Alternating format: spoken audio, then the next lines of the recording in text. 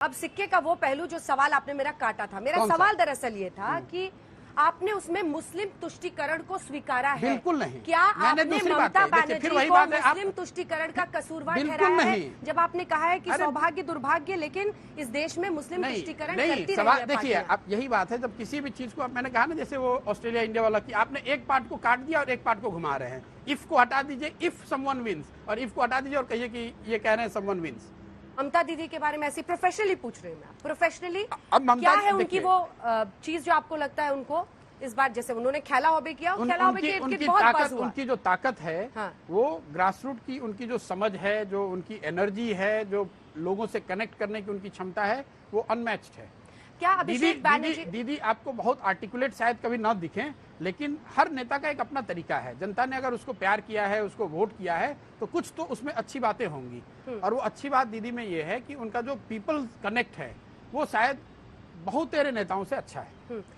क्या अभिषेक बैनर्जी का एक बैगेज हो गया उनके लिए, क्योंकि भ्रष्टाचार के तमाम आरोपों में भतीजा बार बार बीजेपी के लिए, क्या वो अननेसेसरी बैगेज हो गया? मुझे नहीं लगता है। अभिषेक बैनर्जी पार्टी में एक महत्वपूर्ण लीडर है और उसको ना बहुत ज्यादा करके आंकना चाहिए, ना बहुत कम करके। पार्टी को ममता बनर्जी चलाती हैं, पार्टी की नेत्री ममता बनर्जी हैं, इस राज्य की मुख्यमंत्री ममता बनर्जी हैं, और जो लोग भी ममता बनर्जी को थोड़ा बहुत भी जानते हैं उनको ये पता है कि ये 24/7 हैंड्स ऑन पॉलिटिशियन है।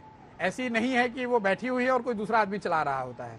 एक छोटी सी बात, छोटा सा डिसीजन भी जो पार्टी में होता है, वो दीदी के इन्वॉल्वमेंट, उनके कॉन्करेंस, उनके सजेशन के बगैर नहीं हो सकता है। तो कोई आदमी, चाहे वो अभिषेक बनर्जी हो, बख्शीदा हो, पार्थोदा हो, बॉबी हकीम हो, दूसरे लोग हों, जो भी बड़े नेता हैं, उनका सबका अपना सम्मान है, उनकी जगह है, उनका कंट्रीब्यूशन है, लेकिन ultimately everything boils down to Mamata Banerjee. And मैं अपने एक्सपीरियंस से बता रहा हूँ, 1.5 साल में कोई भी ऐसा बड़ा या छोटा डिसीजन जिसका कोई मटेरियल इम्पैक्ट हो सकता है, ऐसा नहीं हुआ है जिसमें दीदी खुद इन्वॉल्व ना हो। पैर में जो उनकी चोट आई नंदीग्राम में, जी, व्हीलचेयर वाला मामला, उस पर जब गृह मंत्री से बात होती है, वो कहते हैं कि आप ममता दी को कहिए कि आप वो अपनी मेडिकल रिपोर्ट सार्वजनिक करें।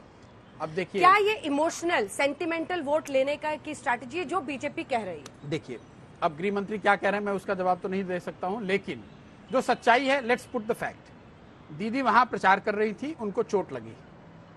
कुछ लोगों का कहना है कि वो एक्सीडेंटल था, कि भाई प्रचार करने में चोट लग गया, पैर में हेयर क्रैक फ्रैक्चर है, क्या है मुझे एकदम एग्जैक्ट जानकारी नहीं, लेकिन फ्रैक्चर है, तभी वहां पे प्लास्टर लगा हुआ है। 3 दिन हॉस्पिटल में रही। इलेक्शन कमीशन, जो कि अभी सरकार के लिए, सरकार को चलाने के लिए या लॉ एंड ऑर्डर को देखने के लिए रिस्पॉन्सिबल है, उसने प्रिलिमिनरी इन्वेस्टिगेशन के आधार पे वहां के एसपी को सस्पेंड किया, दीदी के सिक्योरिटी के इंचार्ज को चेंज किया, कई ऑफिसरों पे कार्रवाई की गई। उसके बाद एक मल्टी एजेंसी प्रो को ऑर्डर किया। ये तो आप मानते हैं कि उनको चोट लगी। अब उसके 2 पहलू हैं। कोई कह रहा है कि चोट एक्सीडेंटल लग गई, कोई कह रहा है कि नहीं, चोट इसलिए लगी क्योंकि भीड़ में कुछ लोग बदमाशी कर रहे थे। ये इन्वेस्टिगेशन का मामला है और तृणमूल का ऑफिशियल स्टांस यही रहा है कि इसको इन्वेस्टिगेट कीजिए और जो कुछ भी जिन किसी की भी गलती है उस पर अकाउंटेबिलिटी फिक्स होनी चाहिए।